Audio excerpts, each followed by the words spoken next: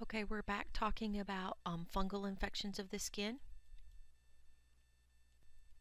The first one we're going to talk about is candidiasis, which is a fungal infection of the skin or the mucous membranes, also known as yeast or thrush. We'll talk about vaginal candidiasis in chapter 36. But the organism that causes this issue is Candida albicans, which is a yeast-like fungus and is found on the skin, and it's also found in the oral cavity, the vagina, and the intestinal mucosa. It is part of our normal flora, but there can be overgrowth and penetration of it into inflamed skins or mucous membranes, which can cause alterations in the tissue. It's more common in infants, obese children, adolescents, and chronically ill or immunocompromised children. You may often see a secondary infection in the diaper area, and you also may note this when antibiotics or steroids have been used. For our clinical history, it's important to note, has there been any recent antibiotic or steroid use? And has there been any rash in a warm, moist area, such as the diaper area? On physical exam, some clinical findings you may find in the mouth that there's white plaques with a reddened base, which would indicate thrush. If you had cracked lips, especially in the corners, indicating cheilitis. Fissured corners of the mouth, which is angular cheilitis, I should say. In the intertriginous areas, so those areas that touch each other, you can have bright reddened areas in the folds of the neck, the axilla, or the groin. The diaper area may appear moist and have beefy red macules or papules with satellite lesions. In the vulvovaginal area, there can be a thick, cheesy yellow discharge. There could be redness, swelling, and itching. And on the nails, there could be ridging and a loss of a cuticle. To test for candidiasis, you do a KOH treated scraping, especially if treatment has failed. Other differential diagnoses include erythema toxicans, malaria, staphylococcal pustulosis, neonatal herpes simplex, and congenital syphilis. Management is based on where the organism is found. So for thrush, an oral nystatin suspension 4 times a day, or treatment with gentian violet applied twice a day. If thrush occurs while mom is breastfeeding, then mom should put the solution on her nipples to eliminate reinfection. And often a second course is needed to clear the infection. If there's resistance to treatment, oral fluconazole can be prescribed. In older kids that may present with thrush or these mouth issues, the cheilitis and the angular cheilitis, chlorotrimazole troches can be used, dissolved slowly in the mouth 5 times a day for about 14 days. If there are skin infections, topical antifungals such as nystatin, miconazole, chlorotrimazole, etc. can be applied to the skin with every diaper change until the rash is gone, plus an additional 1 to 2 days. It's important to avoid antifungal and corticosteroid combination medications unless needed. If inflammation is severe, then a 1% hydrocortisone can be applied simultaneously to the diaper area for 1 or 2 days. If antibiotics and steroids are the known cause, if possible, it's important to discontinue those if they are able to. Some complications can include some chronic mucocutaneous thrush, parenchyma with thumb sucking. It's important to educate the patient and the family on good hand washing. Treatment failure is usually due to a lack of compliance. Keeping the area dry and cool is important to help minimize skin irritation. So if it's in the diaper area, frequent diaper changes, leaving the baby's bottom open to air as much as possible will help. Using a blow dryer on a cool, warm setting, low setting for a couple of minutes at diaper change can be beneficial in keeping the area dry.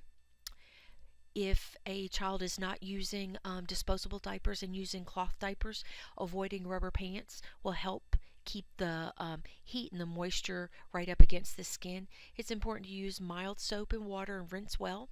Avoid diaper wipes. Avoid powders or other medications not prescribed, such as baby powder. Um, if the thrush is in the mouth, discard or sterilize the pacifiers. And educate about some underlying underlying factors, such as lip sucking.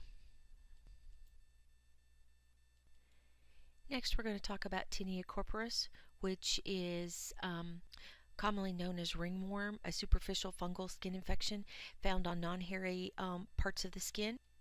It's identified by the area that it is found, the body part that is found. So you can have tinea manium on the hand, tinea barbara on the beard, tinea facie on the face, etc. But tinea corporis is the most commonly seen, and is caused by dermophytes, and I will butcher those right now. So if you're looking for that, specifically look on page 998 in the blue book, and they're at the bottom of the second column on the right hand side of the page. So transmission is followed by direct contact with an infected human or animal. The exact mechanism is not known, but it is thought to be due to toxins causing an inflammatory response. This infection is very common in kids. It's important when we're doing a clinical history to see if there's been any contact with an infection. There are some contact sports, especially wrestling, that take place in hot and humid climates. Anyone that might be living in crowded living conditions, or someone that is they may have an increased risk of contracting tinea. Clinical findings are going to reveal an annular, oval, circular lesion with red scaly borders. They may appear peripherally and clear centrally, so they're on the outside and then clear on the inside. They're often prominent over hair follicles, and you can have multiple secondary lesions that may merge together to make a larger area. If there's treatment failure from the patient previously having this, or questionable diagnosis, a KOH scraping can be done on the border of the lesion to look under the microscope to see if there's any hyphia or spores. You can also do a fungal culture. A Woods lamp will not illuminate for most tinea infections. Some differential diagnoses include pityriasis, a numeral eczema, psoriasis, seborrhea, contact dermatitis, tinea versicolor, granuloma, and Lyme disease. So if there's superficial or a localized tinea, a antifungal topically should take care of things. As we've talked about earlier, try to avoid antifungals and steroids. It's important to apply the cream to the lesion, including a zone of normal skin around it twice a day until you see clinical resolution. And you should educate your patient and family that this could take up to 1 to 4 weeks. There are many over-the-counter medicines, but prescription antifungals such as your econazole and your cyclopyrrhix have thought to be more effective on penetrating the skin, but of course they're more expensive. There's an excellent table in the book on 37-4 that talks about antifungal medicines. It goes on for 2 pages, so be sure and look at that. There is a product called grisafulvin, which is used to treat tinea on the face, extensive infection, those that are immunosuppressed, or if you also have coexisting tinea of the head. It is the systemic drug of choice for children older than 2 years old, and treatment with this medicine typically lasts 2 to 4 weeks. The medicine also should be taken with a fatty food for better absorption. Antifungal medicines can have issues with liver, kidney, and white counts, so it's important that if your patient is going to be on extended therapy, that they have a CBC and liver and renal function periodically. This would include at the beginning of therapy and every week, 8 weeks until treatment is stopped. It's important to identify and treat any contacts that the child may have had and educate also about the communicability of the lesion and the length of treatment. These kids need to be out of daycare or school for up to 24 hours after treatment has begun, and there should be follow up in 2 weeks or sooner if the lesions are not responding. Complications can include the response to the fungus. The tinea dermatophyte can be altered by medications that have been used and steroids. So the lesions may improve, but if there's a rapid relapse when the creams are stopped and a chronic infection persists, then you need to consider that there is a hypersensitivity to the fungus. Tinea curis is jock itch, superficial fungal infection in the groin, upper thighs, and in the folds. It's most commonly seen in adult males. In your history, you're going to want to assess for if they've been in a hot, humid environment, if they've been wearing tight clothing such as sports or vigorous activity, and it's also associated with tinea of the feet. Clinical findings can show red and slightly brown plaques. They may have raised borders that have scaling or pustules or vesicles, and they may also have central clearing.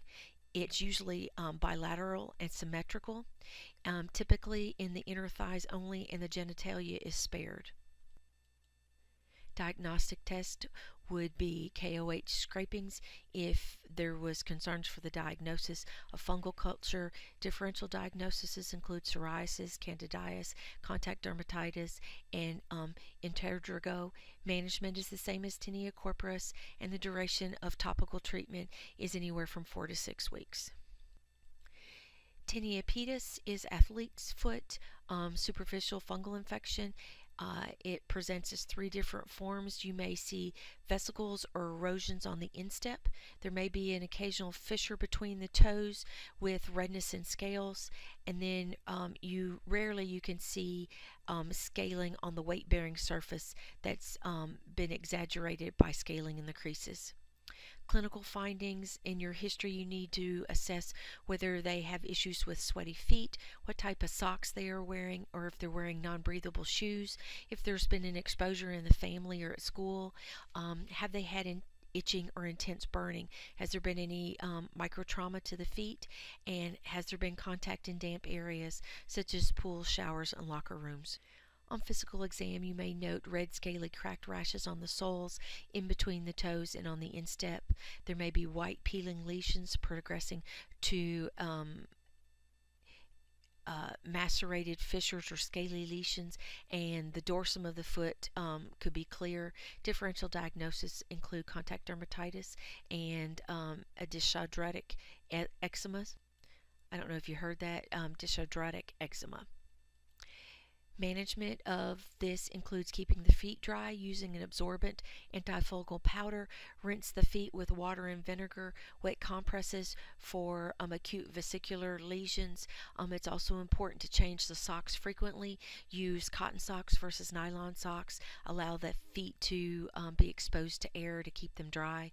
Complications of tinea pedis could be secondary bacterial infections. So tinea versicolor, also known as pityriasis versicolor, is a fungal infection that is predominantly seen on the trunk. These lesions do not tan in the summer and become relatively darker in the winter. This is seen more in adults than younger children. It's seen in chronically ill and immunocompromised kids, and it's seen in the warmer season and the humid climates. It's caused by a yeast-like organism, Malassezia furfur. You may see, as we talked about, macules and patches on the skin. There may be hypopigmentated areas in dark skin or hyperpigmentated areas in the lighter skinned individual. And it may appear as a raindrop pattern. As with our other tinnitus, diagnostic studies can include KOH scrapings, differential diagnoses, pityriasis albia, pityriasis rosea, vitiligo, or seborrhea. Management includes products containing selenium. and that can be done as a lotion or a shampoo. And then, if resistant to selenium, an oral antifungal. One product that's over the counter for selenium is Selsun Blue. So, patient and family education that sun exposure can make the lesions appear more hypopigmented. Uh, Return of color to the skin may take several months. And if there's an absence of flaking skin, that indicates effective treatment. Next, we're going to talk about viral infections of the skin.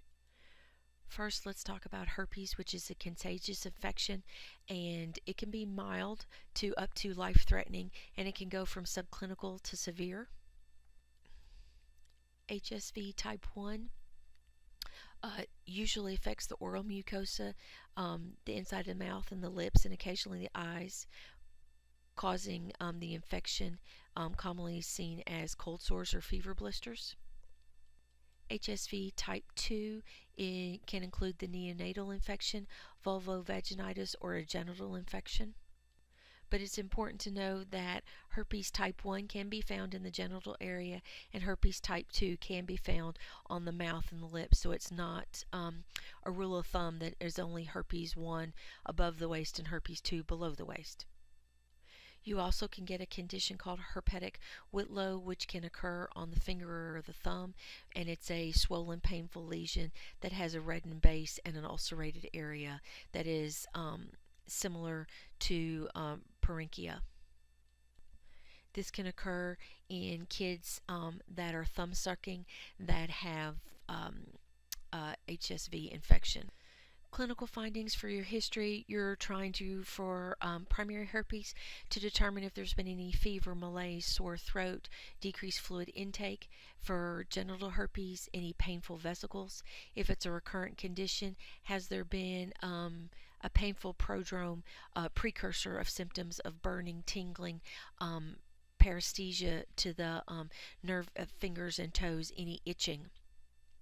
On clinical presentation for SV1, you may see some gingostomatitis, and this may include a reddened throat with group vesicles with a reddened base that ulcerates out and forms white plaques on the mucosa, the gingiva, the tongue, and the palate, the lips, and the chin. You may also note lymphadenopathy and bad breath with this condition. Herpes labialis is a cluster of small, clear vesicles with a reddened base that become weepy and ulcerated, and then they have progressing crustiness and is usually only on one side of the mouth. And this is considered a classic cold sore. And as we talked about earlier, the herpetic whitlow on the hands or the finger as a deep appearing vesicle. On physical exam for herpes 2, you're going to see a grouped vesicopustules ulceration. You can note these issues in the vaginal mucosa, the labia, the perineum, the cervix in females, penile shaft and perineum in males, and it is noted to have regional lymphadenopathy. Diagnostic studies that you would perform would be the Teesnack smear. It's done on fluid from a lesion, and it identifies if there's epidermal giant cells. However, it doesn't distinguish between type 1 and type 2. Viral cultures are the gold standard for diagnosis. The ELISA and the PCR test are usually only used for severe forms of the infection. Management is guided by the individual, including both their age, where the lesions are found, the extent of involvement, and their immune status. But Burroughs solution compresses 3 times a day can help alleviate discomfort. Starting a cyclovir to help shorten the course is important, and this will help alleviate symptoms in kids older than 2 years old. It's also important to assess if the child has any other skin disorders such as eczema, if the herpes is a severe case, if they're immunocompromised, if there's systemic infections, systemic symptoms related to the infection. Antibiotics may be needed if there's a secondary infection. If there are oral lesions oral anesthetics would help with comfort, such as viscous lidocaine or a Benadryl magnesium hydroxide rinse 1-to-1. If it's noted in a newborn or an immunosuppressed child and there's a lesion in the eye that warrants a consult, it's important to exclude from daycare if the child cannot control their secretions. And other complications include a form of eczema herpeticum or erythema multiforme and Stevens-Johnson syndrome. Table 37-5 has a breakdown between herpes simplex and herpes zoster on how to diagnose and treat.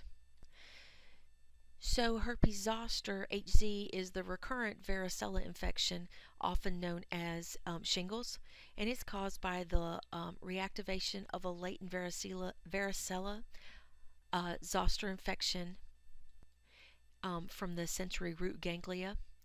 It's rare in children in childhood. Clinical findings include burning, stinging, pain, hypersensitivity to a particular area, tingling. On clinical findings, the physical exam may show 2 to 3 clustered groups of macule papules that progress to vesicles. It can develop over 3 to 5 days and last 7 to 10 days.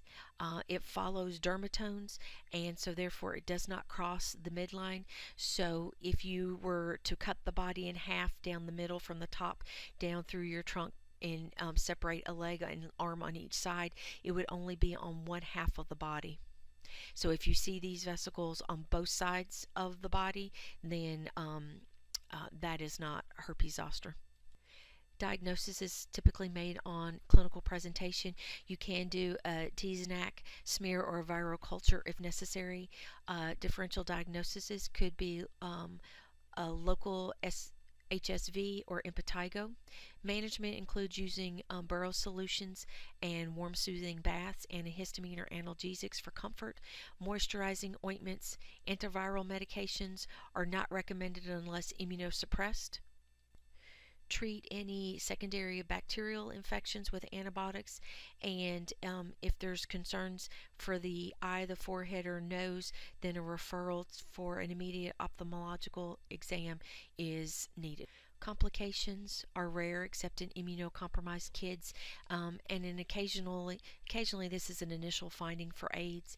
And so it's important for patient and family education that new vesicles can appear up to 1 week, and the child is contagious for varicella until all the lesions have crusted. Okay, let's talk about molluscum contagiosum, which is a benign viral skin infection. Often it disappears on its own in a few weeks to months. It is known to attack skin and mucous membranes and is spread by direct contact, by fomites, and by autoinoculation, typically by scratching. And it's commonly found in children and adolescents. The incubation period is about 2 to 7 weeks, but may last as long as 6 months.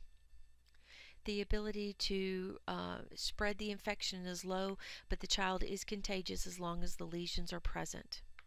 So in doing your history, it's important to assess for itching at the site, if there's been any possible exposure to molluscum.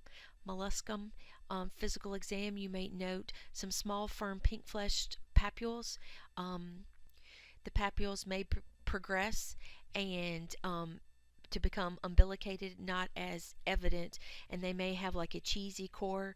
There can be a keratinous content that may extrude from this or ooze out. You can also have some surrounding dermatitis associated with it. It may be in the form of a single papule, or there could be numerous clustered papules. It can be severe in children with eczema or HIV. Your differential diagnosis could include warts, cysts, blisters, folliculitis, or condylom comatum. Management includes observing that the lesions will resolve over time.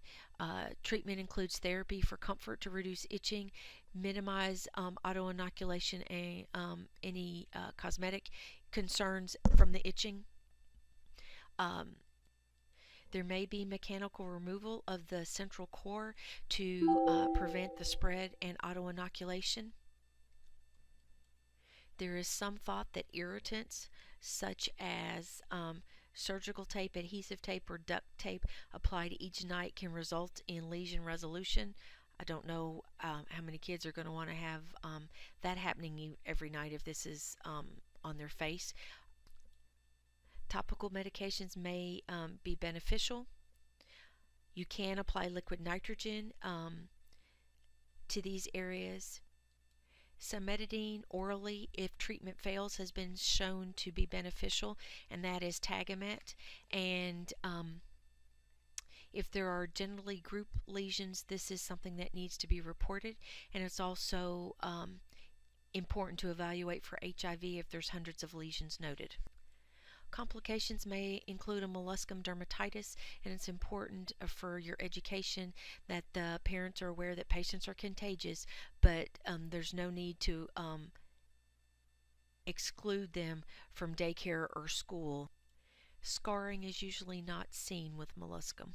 Let's talk briefly about warts before we'll close out this session. They're caused by the human papillomavirus lesions. Trauma can promote inoculation. They're most often found on the hands, fingers, elbows, and the plantar surfaces of the feet. Transmission is from fomites and it's skin to skin, and you can have auto-inoculation, and the incubation period may be years. On your clinical findings for your history, you want to see if there's been any exposure to warts. On physical exam, you're going to notice an elevated flesh color papule called a verruca vulgaris. Plantar warts are typically found on the weight-bearing surfaces and grow inward. Flat warts may be noted on the face, neck, and extremities. And then there is a wart found on the genital mucosa, condylomata acuminata. Differential diagnoses include calluses, corns, foreign bodies, moles, and comedones. Management typically includes wakeful watching. There's no treatment necessary if asymptomatic. It's important to avoid the child or the parent trying to do anything to the wart at home, as that could cause harm or scarring. Complications, of course, can be scarring if there's removal. Patient and family education includes multiple and prolonged treatments may be necessary to get warts to resolve. Okay, that's going to be the end of part 3. More to come.